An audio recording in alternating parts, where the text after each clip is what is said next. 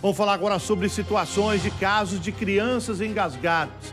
Na maioria dos casos, engasgada com o próprio mamá, né? A hora que a criança está tomando mamá, acaba se engasgando e aí o desespero para salvar a vida do bebezinho. Foram muitos casos registrados esse ano aqui no Paraná. Coloca a reportagem no ar. O boneco nas mãos do tenente serve para demonstrar a manobra que pode salvar vidas no momento de um engasgo. No caso disso acontecer com um bebê, ela requer um maior cuidado com a força aplicada. A primeira coisa que você pode fazer, se for uma obstrução parcial, é aquilo que geralmente os pais fazem, né? Então coloca a criança aqui no colo, uma batidinha, pode engasgar ou até mesmo colocar ela aqui, uma batidinha nas costas, é o normal, né? Agora, se tem uma obstrução total dela, a gente tem uma manobra que a gente pode fazer, né? Então você vai colocar a criança no teu antebraço, aqui com 2 dedos você vai fazer as compressões na parte torácica, né? Um pouco de inclinação, que a gravidade vai ajudar que o líquido saia da criança, então você vai fazer compressões, são 5 compressões. 1, 2, 3, 4, 5. Não desengasgou, vai rotacionar essa criança, vai manter também a inclinação e com a parte hipotomar da mão, você vai dar 5 golpes na parte intercostal dela. Se não funcionou, você repete o processo.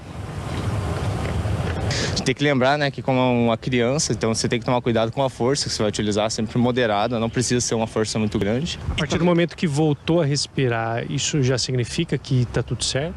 Exatamente, né, mas a gente tem que relembrar que a criança ela ficou sem oxigênio, né, então a gente tem que procurar um atendimento especializado, procurar um médico, pediatra dessa criança e ver se está tudo certo com ela.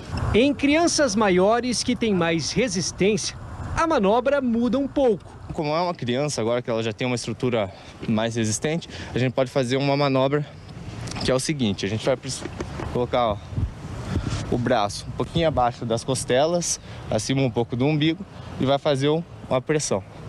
Essa pressão ela tem um movimento de J. Você vai fazer ela para cima, fazendo que aquilo que está obstruindo a via aérea dela saia.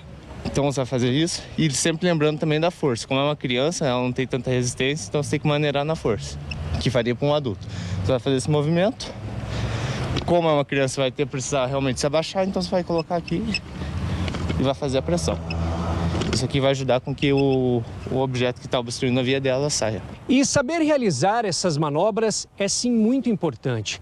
Afinal, os casos são bem mais comuns do que muita gente imagina. De acordo com dados do SAMU, foram mais de 1.500 registros desse tipo de ocorrência aqui no Paraná somente este ano. A maioria em bebês e crianças com até 10 anos de vida.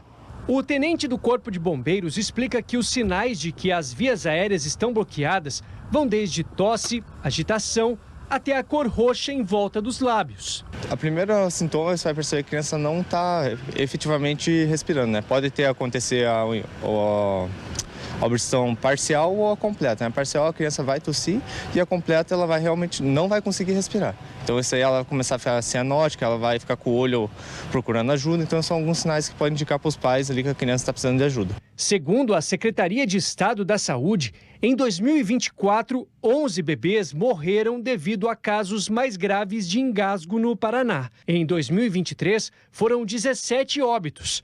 Na Regional de Maringá, já houve 313 registros de ocorrências desse tipo. E quanto antes os sinais forem identificados e o socorro acionado, melhor. Logo no começo já chama ajuda, se você sabe fazer a manobra, você realiza ela. E quando essa criança estiver salva ali, desobstruída, as vias desobstruídas, tem que procurar a ajuda de um médico, de um profissional.